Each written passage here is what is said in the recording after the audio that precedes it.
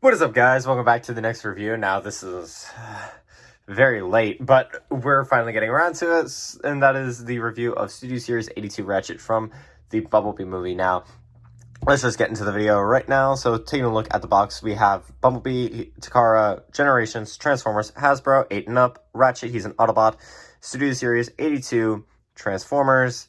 You have that nice image of Ratchet on this side of the box. You have the same image of Ratchet with the Autobot logo up there. He is an authentic Transformer. On this side of the box, you have 82 Studio Series Ratchet. He's a deluxe class in 4 separate languages. And on the back of the box, you have the product shots. Autobot Ratchet, big screen inspired. He's an Autobot. He's from Bumblebee, from the Cybertron fall scene. He transforms in 22 steps. He's Hasbro products, backdrop, warnings, and the bio that reads, as the Decepticons launch their final assault, Ratchet and the Autobots find themselves outnumbered and flee Cybertron in the escape pods. Now, there is a backdrop included, of course. On the top of the box, you have Bumblebee. On the bottom of the box, you have nothing. So, now let's just get into the review. And here we have Ratchet out of his box, and taking a look at him, we have a lovely paint job for this guy. He is cast in nice plastic white with some occasional white paint on him. Not a lot, though, but taking a look at the details of his Cybertronian ambulance mode, you do have some nice Autobot symbol in silver, as well as some silver lining around it with some white paint surrounding that. Some nice red right there and some red down there for the bumper. Some nice light sculpting detail, Jesus. Some nice white for the rims. Some red on the side. Some more white on this side of the rims. Some nice sculpted back detail. Some red up here, as well as some red right there with the white on the rims. And that's pretty much it, because you have some more sculpting detail up here, and this is all robot kibble right there. So, taking a look at for a size comparison before we get into the accessory, because he only comes with one accessory. Here we have the next review, Cybertronian Deluxe Class Wheeljack from the Bumblebee movie. Now, we do have one more accessory, that being, or one thing that he comes with, that being his weapon, which is cast in a dark gray plastic, which is very nice looking. It's very nicely sculpted. I don't really know what to say about it. It's a gun. What else do you want me to do? He pew-pews. That's all you need to know.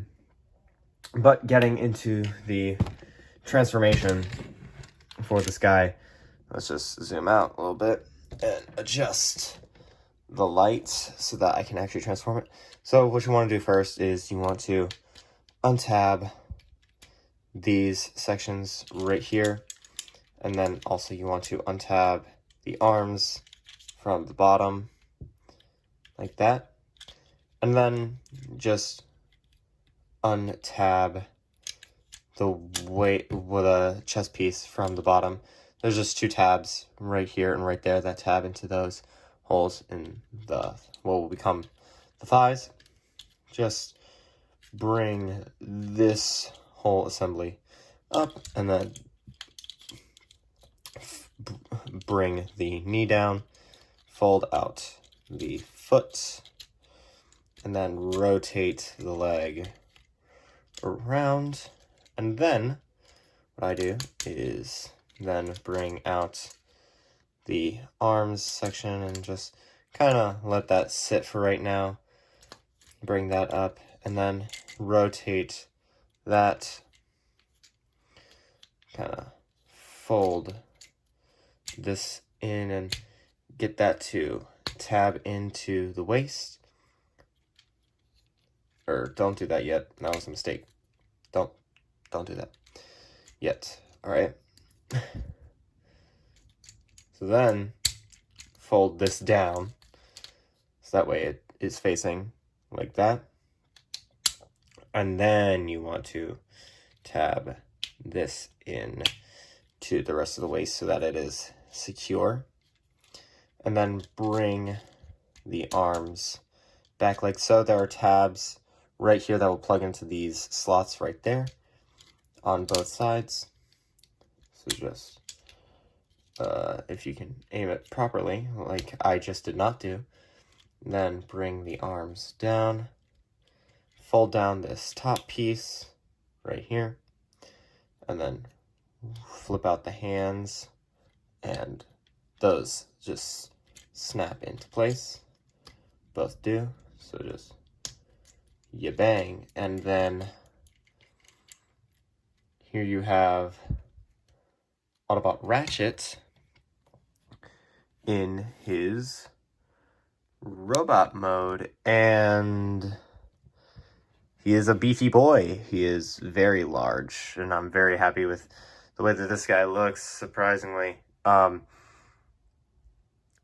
It's very interesting to look at this guy because we only got to see so little of him in the movie, but from what you see, he is very accurate. I'm going to bring back the articulation segment because I feel like this figure especially needs it because it is so beautiful to see some of the things that he can do.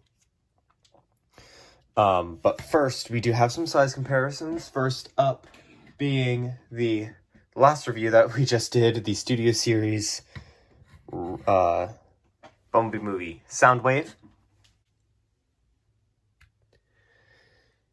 And then we have the Michael Bay version of this character, the Studio Series Ratchet from 2007.